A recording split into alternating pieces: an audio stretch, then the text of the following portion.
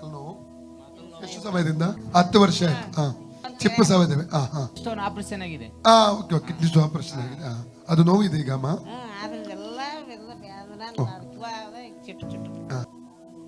ಮೂತ್ರ ಸರಿ ಬರುವುದಿಲ್ಲ, ಸರು ಬರೋದಿಲ್ಲ, ಕಟ್ ಆಗುತ್ತೆ ಅಂತ, ಅಲ್ಲಿಗೆ ಲಾಸ್ಟ್ ಆಗುತ್ತೆ ಅಂತ. ತಂದೆ ದೇವರೇ, ಯೇಸುವಿನ ನಾಮದಲ್ಲಿ ಪವಿತ್ರಾತ್ಮನ ಸಹಾಯದಿಂದ ಕರ್ತನ ಪಾದಕ್ಕೆ ಬಂದಿದ್ದಾನೆ. ಈ ತಾಯಿಯವರ ಆರೋಗ್ಯಕ್ಕಾಗಿ ಪ್ರಾರ್ಥಿಸುತ್ತಾನೆ.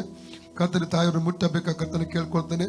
ಮತ್ತೆ 11:28 ಹೇಳ್ತಾ, ಇಲ್ಲೇ ಕಷ್ಟ ಬರುವರೆ ಹೊರೆ ನೀವೇ ನನ್ನ ಬಳಿಗೆ ಬಂದಿರಿ, ನಾನು ವಿಶ್ರಾಂತಿ ಕೊಡ್ತೇನೆ ಎಂಬ ವಾಗ್ದಾನ ಮಾಡಿದ ದೇವರು ಕರ್ತನೆ ಇವರನ್ನು ಮುಟ್ಟಿ ಮನ ಮರುಗಬೇಕಾ ಕರ್ತನೆ ಕೇಳ್ಕೊಳ್ತಾ ಇದ್ದಾನೆ. ಸ್ವಾಮಿ, ಮೊಟ್ಟ ಮೊದಲದಾಗಿ ಕರ್ತನೆ ಮೂತ್ರದ ಸಮಸ್ಯೆ, ಯೂರಿನ್ ಪಾಸ್ ಆಗೋ ಸಮಸ್ಯೆ ನಿಗಲ್ಪಡಲಿ.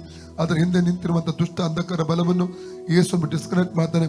ನಾರ್ಮಲ್ ಆಗಿ ಯೂರಿನ್ ಪಾಸ್ ಮಾಡುವಾಗೆ ಇವರ ಕೃಪೆಯನ್ನು ಅನುಗ್ರಹಿಸಬೇಕಂತ ಕೇಳ್ಕೊಳ್ತಾನೆ.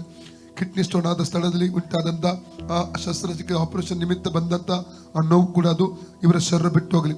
ಕಿಡ್ನಿಗಳ ಮೇಲೆ ಸೌಖ್ಯ ರಿಲೀಸ್ ಮಾಡ್ತಾ ಇದ್ದಾನೆ. ಮಾತ್ರವಲ್ಲದೆ ಇವರ ಕಾಲುಗಳ ಮೇಲೆ, ಸೊಂಟದಿಂದ ಕಾಲುಗಳ ಮೇಲೆ ಬಂದಿರುವಂತ ಆ ನೋವಿನ ಆತ್ಮ, ರೋಗದ ಆತ್ಮ, ಅದು ಇವರ ಶರೀರ ಬಿಟ್ಟು ಹೋಗಲಿ. ಔಟ್ ಇನ್ ನೇಮ್ ಜೀಸಸ್. ಫ್ರೀ ಆಗಲಿ.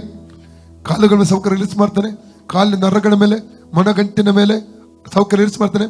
ಮೊಣಜಿಪ್ಪು ಸವಿದಿರುವ ಅನುಭವದಲ್ಲಿ ಅದು ರೆಸ್ಟೋರ್ ಆಗಲಿ, ನಾರ್ಮಲ್ ಆಗಲಿ, ನಾರ್ಮಲ್ ಸ್ಥಿತಿಗೆ ಬರಲಿ. ಅದು ಮೊಣಚಿಪ್ಪು ಸವಿದಿರುವ ಅನುಭವದಿಂದ ನಾರ್ಮಲ್ ಸ್ಥಿತಿಗೆ ಬರಲಿ. ಆ ಸವಿದಿರುವ ಅನುಭವ ನಾರ್ಮಲ್ ಸ್ಥಿತಿಗೆ ಬರಲಿ, ನಾರ್ಮಲ್ ಸ್ಥಿತಿಗೆ ಬರಲಿ. ಆ ವೇದನೆ ಎಲ್ಲ ಬಿಟ್ಟು ಹೋಗಲಿ. Out in Jesus, out in Jesus, out in Jesus. ಮೊಣಚಿಪ್ಪು ನಾರ್ಮಲ್ ಸ್ಥಿತಿಗೆ ಬರಲಿ, ರೆಸ್ಟೋರ್ ಆಗಲಿ, ನೋವು ಬಿಟ್ಟು ಹೋಗಲಿ.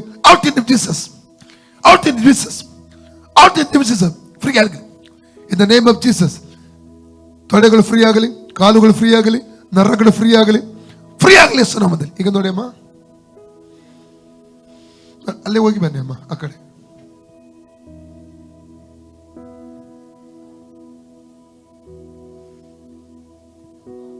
ಇಲ್ಲ ನೋವಾಯ್ತಲ್ಲಮ್ಮ. ಯೇಸುವೆ, ನನಗೆ ಸೌಖ್ಯ ಕೊಟ್ಟದಕ್ಕಾಗಿ ಸ್ತೋತ್ರ.